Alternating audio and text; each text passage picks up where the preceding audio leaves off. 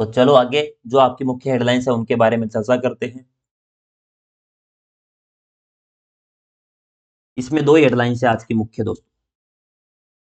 राज्य सरकार द्वारा गठित इलेक्ट्रोफैथी चिकित्सा पद्धति बोर्ड दोस्तों, इसका गठन किया गया है। इलेक्ट्रोफैथी चिकित्सा बोर्ड है, इनके बारे में चर्चा करेंगे।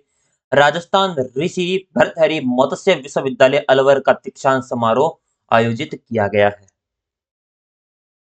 राज्य सरकार द्वारा गठित इलेक्ट्रोफैथी चिकित्सा पद्धति बोर्ड में अध्यक्ष सहित कितने सदस्य हैं? सबसे पहला यही प्रश्न आपसे पूछा जाएगा।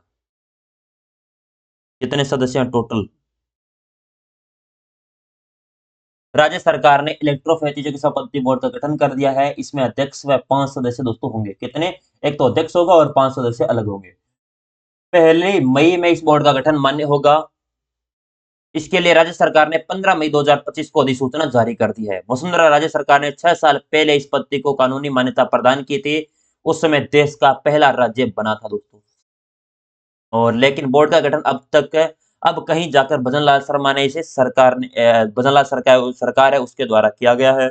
इसमें हेमंत सेठिया, गोविंद लाल सैनी, कुलदीप वर्मा, हरीसी बुमरा, एस एस पाटोदिया और इसके सदस्य दोस्तों, और आयुर्वेद विभाग के निदेशक और इसके सचिव भी कार्यकारी अधिकारी होंगे। और बोर्ड के अध्यक्ष और सदस्य को देय मानदेय और अन्य सुविधाएं दी जाएगी। इसके लिए अलग अलग आदेश जारी किए जाएंगे दोस्तों, अलग से आपके आदेश जारी होंगे, जिसके तहत आपके कितने कुछ सदस्य आपसे पूछा है, तो आपके एक अध्यक्ष हो गया और आपके 5 सदस्य होंगे, कुल मिला के 6 सदस्य हो जाएंगे। इलेक्ट्रो चिकित्सा पद्धति दोस्तों, खोज कब की गई इलेक्ट्रो चिकित्सा पद्धति की? सर्वप्रथम ये प्रश्न पूछ लिया जाए तो इसकी खोज की गई थी 1865 में। नवीनतम जो चिकित्सा प्रणाली दोस्तों, इनको बढ़ावा देने के लिए भारत ने इसे मान्यता दी गई थी, राजस्थान को सर्वप्रथम दोस्तों। और विकास हेतु इलेक्ट्रोथेरेपी जो चिकित्सा बोर्ड है, इसका गठन किया गया था। इसके अंदर एक तो अध्यक्ष होगा और 5 अलग अलग सदस्य होंगे।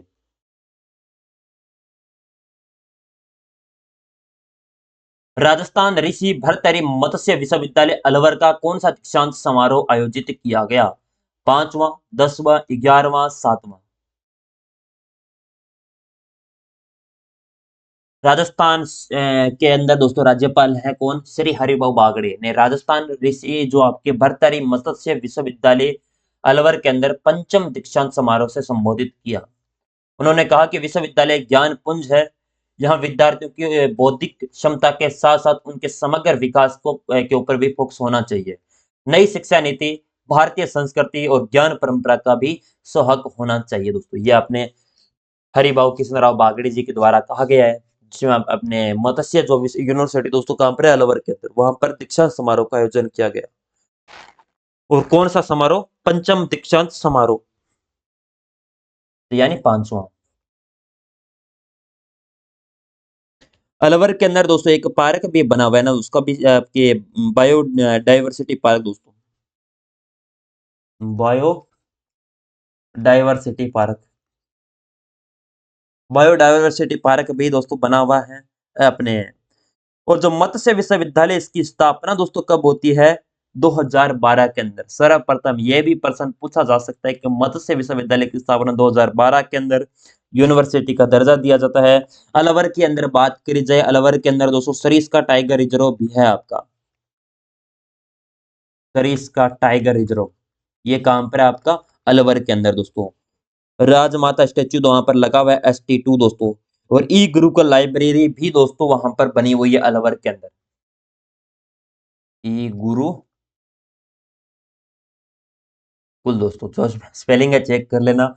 लाइब्रेरी दोस्तों, हिंदी में लिख देते हैं इसे। अच्छा, ई गुरुकुल लाइब्रेरी बनी हुई है। सिक्किम के राज्यपाल थे ओम प्रकाश माथुर, उनके द्वारा दोस्तों इनका उद्घाटन भी किया गया था हाल फिलहाल के अंदर ही। उद्घाटन दोस्तों याद रखना, पूछ लिया जाता है उद्घाटन। आजकल करंट अफेयर दोस्तों जो न्यूज़पेपर के अंदर आता है वही करंट है, कोई भी क्वेश्चन करंट ही है आजकल। तो अपने ओम प्रकाश माथुर, ये कौन है? सिक्किम के राज्यपाल, जिनके द्वारा ये किया जाता है उद्घाटन। और 5वां ये हो जाएगा। हाल ही में मिस वर्ल्ड प्रतियोगिता में देश का प्रतिनिधित्व कौन कर रही है? कोमल सिद्धि जोहरी, नंदिनी गुप्ता, सुमन राव? ये प्रश्न तो मैंने दोस्तों आपके 23 तारीख वाले करंट अफेयर के अंदर करवा दिया, 23 अपने मई वाले में।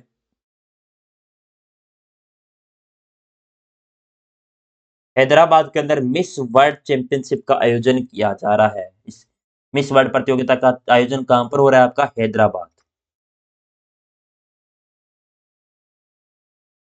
और ये आपके 2025 का, और भारत का प्रतिनिधित्व कर रही है नंदिनी गुप्ता। और ये कहाँ की रहने वाली है? कोटा के अंदर, कोटा की। और ये मिस इंडिया भी बन चुकी है। मिस इंडिया, मिस वर्ल्ड के अंदर तो दोस्तों आपके अभी नेतृत्व कर रही है, और मिस इंडिया भी बन चुकी है 2023 के अंदर। ये देख लो आप हेडलाइंस के अंदर दोस्तों, मिस इंडिया 2023 नंदिनी गुप्ता इस साल तेलंगाना में हो रही मिस वर्ल्ड प्रतियोगिता में भारत का प्रतिनिधित्व कर रही है, तेलंगाना हैदराबाद के अंदर। 72वें मिस वर्ल्ड 2025 का आगाज 10 मई को हैदराबाद में हो चुका है। इसमें कोटा की नंदिनी गुप्ता भारत का प्रतिनिधित्व करती नजर आ रही है, जहां उन्होंने पहले ही दिन में कॉस्ट्यूम राउंड में अपनी छाप छोड़कर सबका दिल जीत लिया। नंदिनी इस प्रतियोगिता में 110 देशों की सुंदरियों को अपनी कड़ी टक्कर देने वाली है दोस्तों। आप ये कौन? नंदिनी गुप्ता। सबसे सुंदरता का दोस्तों इसमें प्रदर्शन किया जाता है। 11 मई 2025 को गंगा जमुनी तहलीब को कायम रखने वाले कवि बशीर अहमद मयूक का निधन हो गया। इनका संबंध किस जिले से है? सबसे पहले इनके बारे में देखते हैं, ये कौन है। गंगा जमुनी तहजीब को कायम रखने वाले 99 वर्ष दोस्तों बशीर अहमद मयूक का निधन 11 मई 2025 को निधन हो गया। उनका जन्म बारा जिले के छिपा बड़ौद कस्बे में हुआ। उन्होंने 70 के दशक में समाजवादी पार्टी है उससे विधानसभा का चुनाव लड़ा। मयूख ने स्वर्ण रेख ऋग्वेद की रचना मंत्रों का जो काव्य अनुवाद है वो किया।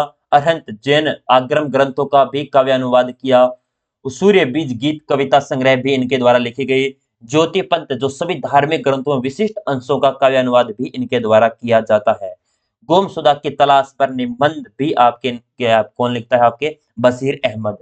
अवधूत आनंद ना सुने दार्शनिक काव्य संग्रह भी इनके द्वारा किया जाता है। जैसी पुस्तकें लेके राष्ट्रीय अंतरराष्ट्रीय स्तरों पर सम्मानों से नवाजे भी दोस्तों आपके गए हैं। और जिन्हें दोस्तों आपका हाल फिलहाल में 11 मई 2025 को क्या हो चुका है? निधन।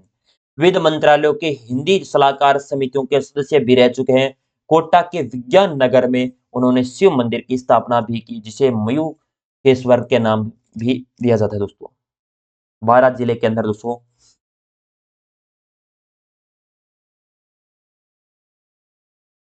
छिपा बड़ोद है ना। एक मिनट, काम पर। ये आपके 12 जिले से संबंध हो जाएगा। 12 यहाँ पे इस प्रकार कर लो, 12 जिले का। अब 12 जिले के अंदर बात करी जाए कुछ इंपोर्टेंट फैक्ट की, तो याद रखना राजस्थान का प्रथम हाइड्रो पावर प्रोजेक्ट, और राजस्थान का first hydro power project, hydro power project लगाया गया। राज्य में सर्वाधिक वेटलैंड साइट दोस्तों, ये भी यहां पर है 12 के अंदर। तीसरी बात याद रखना, शहरिया जनजाति सर्वाधिक, शहरिया जनजाति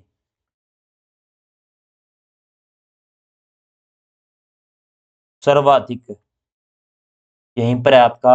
एकमात्र दोस्तों आरोग्य जनजाति समूह, सॉरी आदिम जनजाति दोस्तों, ये आपकी शहरिया जनजाति, आदिम जनजाति। और शहरिया दोस्तों रिजर्व क्षेत्र भी सर्वाधिक, रिजर्व क्षेत्र दोस्तों यही आपको हो जाएगा। और रामगढ़ क्रेटर भी दोस्तों देश की पहली जो आपके जिसे जियो हेरिटेज साइट शामिल किया गया था, वही यहाँ पर है ना, जियो हेरिटेज। जो आपके रामगढ़ क्रेटर 12 के अंदर, ये क्या रामगढ़ क्रेटर। चलो, इतनी चीजें आपको याद होनी चाहिए इस पर्सन के रिगार्डिंग। और जिनका संबंध आपके कौन है दोस्तों, इनकी रचनाएं एक बार और पढ़ लेना यहाँ से। इन रचनाओं से प्रश्न बन सकता है। अगर किसी व्यक्ति का निधन होता है तब दोस्तों उनकी रचनाएं से प्रश्न एग्जामिनर पूछता ही है। इनकी लिख लेना ये रचनाएं दोस्तों, किन का काव्य अनुवाद किया गया है, कौन से निबंध लिखे गए हैं, किसका दोस्तों अलग अलग ग्रंथों ने अनुवाद किया है, दार्शनिक काव्य संग्रह कौन से है, ये प्रश्न मिलान करके पूछ सकते हैं। या इनमें से कौन सी रचनाओं का किया गया है या कौन सी रचना नहीं किया गया, इस प्रकार प्रश्न पूछा जा सकता है। खेलो इंडिया यूथ गेम्स 2025 में राजस्थान ने कुल कितने पदक जीते हैं? खेलो इंडिया यूथ गेम्स के अंदर दोस्तों राजस्थान ने कुल कितने पदक जीते हैं? उनके बारे में सबसे पहले कुछ इंपोर्टेंट। बिहार में आयोजित खेलो इंडिया यूथ गेम्स 2025 आयोजन कहां पर? बिहार के अंदर। ये खेल प्रतियोगिता में बिहार में 4 मई 2025 को प्रारंभ होकर 15 मई 2025 तक आयोजन किया गया।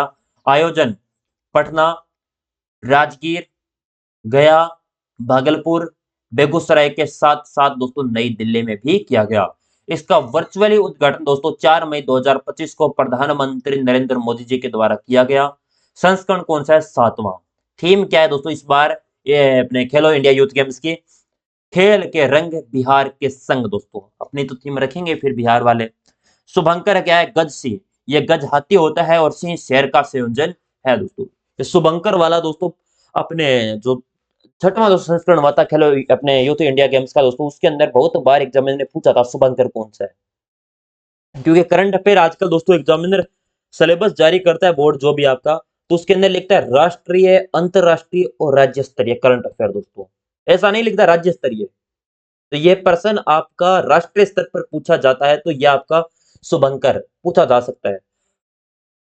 और जिसमें अब प्रश्न ये आप कहोगे सर राजस्थान करंट अफेयर के अंदर कैसे शामिल हुआ, तो राजस्थान ने कुल पदक कितने जीते ये आपसे पूछा जाता है इसमें। तो आपको ये चीज आपको याद रखनी है। कब उद्घाटन होता है? 4 मई 2025 को। संस्करण कौन सा है? 7वां। थीम क्या है? खेल के रंग बिहार के संग। शुभंकर है गज सिंह। ये गज हाथी होता है और सिंह शेर का संयोजन दोस्तों इसमें बताया गया है। 7वें खेलो इंडिया यूथ गेम्स में 2025 में 27 प्रतिस्पर्धी खेल है, जो पहली बार डेमो खेल के तौर पर आपके इन स्पोर्ट्स का प्रदर्शन कार्यक्रम जो बीजीएमआई स्ट्रीट फाइटर 6 शतरंज और ए फुटबॉल शामिल भी किए गए हैं। समापन 15 मई 2025 को पाटलिपुत्र स्पोर्ट्स कॉम्प्लेक्स से ककड़बाग के अंदर बिहार के अंदर इसका समापन हुआ। प्रथम स्थान पदक तालिका में देखा जाए तो महाराष्ट्र ने 158 पदक इनके अंदर जीते हैं। द्वितीय स्थान की बात करें पदक तालिका में हरियाणा ने 117 पदक, और पदक तालिका में राजस्थान का कौन सा स्थान है? तीसरा, जिसके द्वारा 60 आपके कुल पदक, इसमें 24 स्वर्ण, गोल्ड, 12 रजत और आपके 24 कांस्य पदक जीते हैं। अलग अलग याद रखना, साथ में याद रखना कितने 60 पदक जीते हैं, जिसमें आपका पहला स्थान है महाराष्ट्र का, यहाँ पर और लिखवा देता हूं महाराष्ट्र का, और दूसरा स्थान है आपका हरियाणा का, तीसरा स्थान है राजस्थान का। राजस्थान ने 60 पदक, 24 गोल्ड, 12 सिल्वर, 24 ब्रॉन्ज। थीम क्या है? खेल के रंग बिहार के संग दोस्तों। आयोजन 4 से 15 मई तो 7वां संस्करण आयोजन किया गया। और चौथे स्थान पर कर्नाटक, जिसके द्वारा 58 पदक, और दिल्ली के द्वारा 68 पदक। जो आपके महाराष्ट्र के द्वारा कुल पदक की बात करी जाए 158 पदक जीते हैं, जिसमें से आपके 58 गोल्ड है और 27 आपके 27 ब्रॉन्ज है ना, सिल्वर है, सॉरी 27 में अपने सिल्वर है, और आपके 53 कौन से ब्रॉन्ज है। और अपने दूसरे स्थान पर हरियाणा रहा है, जिसके 39 गोल्ड है, 27 आपके सिल्वर है और 51 क्या है? ब्रॉन्ज है। चलिए अब बात करें जाए राजस्थान के खिलाड़ियों की विभिन्न प्रतियोगिताओं में निम्नलिखित आपकी जो अनुसार पदक जीते हैं, उनकी जो साइकिलिंग प्रतियोगिता होती है उसके अंदर मंजू चौधरी के अंदर मंजू चौधरी ने व्यक्तिगत श्रेणी के अंदर जीता है, वो चीजें मैं लिखवाने वाला हूँ। ये चीज यहाँ पर लिख नहीं सकते ना, यहाँ पर 60 पदक हो जाएंगे ना। चलो 1 मिनट थोड़ा सा वेट करिए, मैं इस बोर्ड को ओपन कर देता हूँ। यहाँ पर मैं कुछ एक्स्ट्रा चीजें आपको लिखवाने वाला हूँ, जो चीज आप एग्जामिनर पूछता है। अब सबसे पहले देखो मंजू चौधरी का संबंध। अब मैं फटाफट लिख देता हूँ मंजू चौधरी। मंजू चौधरी का संबंध किससे है? व्यक्तिगत श्रेणी के अंदर साइकिलिंग जो प्रतियोगिता होती है उसके अंदर कौन सा गोल्ड मेडल इनके द्वारा जीता जाता है? राजस्थान की है व्यक्तिगत जो समय परीक्षण के अंदर। दूसरी है आपकी हर्षिता जाखड़, वो भी साइकिलिंग से संबंध है हर्षिता जाखड़ का, और इनके द्वारा कौन सा आपका मेडल जीता जाता है? Gold medal. और कितने मीटर के अंदर दोस्तों? आपके 500 मीटर आपके जो टाइम ट्रायल के अंदर, और व्यक्तिगत खोज के अंदर और स्क्रेच जो रेस है उसके अंदर भी गोल्ड मेडल। तीनों के अंदर हर्षिता जाखड़ ने दोस्तों एक तो जीता है 500 मीटर जो टाइम ट्रायल के अंदर गोल्ड, व्यक्तिगत खोज के अंदर गोल्ड, और स्क्रेच जो रेस होती है उसके अंदर भी गोल्ड। और अगली है आदित्य जाखड़, 3 नंबर पर लिखो आदित्य जाखड़। आदित्य जाखड़, इनके द्वारा भी कौन सा पदक जीता गया है? आपकी गोल्ड मेडल। साइकिलिंग के साथ संबंध है, इन सभी का साइकिलिंग से संबंध है आपका। और इनके द्वारा 1000 मीटर जो टाइम ट्रायल होती है उसके अंदर, और आपके शिफ्ट के अंदर, इन दोनों के अंदर जो इनका जीता गया है। चौथा नाम याद रखना राम अवतार छिंपा। राम अवतार छिंपा, इनके द्वारा भी गोल्ड मेडल जीता गया है व्यक्तिगत समय श्रेणी के अंदर। ये आपके साइकिलिंग से हो जाएंगे। साइकिलिंग से और याद रखना, पांचवा नाम आपके सीताराम। सीताराम जिनका संबंध व्यक्तिगत खोज से स्वर्ण ने जीतते हैं। अब आगे चलते हैं निशानेबाजी में। निशानेबाजी में निशानेबाजी में आपके एक तो है मयंक चौधरी। मयंक चौधरी, इनके द्वारा आपके 10 मीटर पिस्टल टीम के अंदर गोल्ड मेडल जीतते हैं। निशानेबाजी में राजस्थान का 203+2+2, इसकी टेबल है ना, मैं अगली क्लास में आपको पूरी प्रोवाइड करवा दूंगा, या आप एप्लीकेशन पे जाओगे तब वहां पर मिल जाएगी टेबल। मयंक चौधरी, उसके साथ आप प्राची। प्राची ने दोस्तों 10 मीटर पिस्टल के अंदर गोल्ड मेडल जीता है।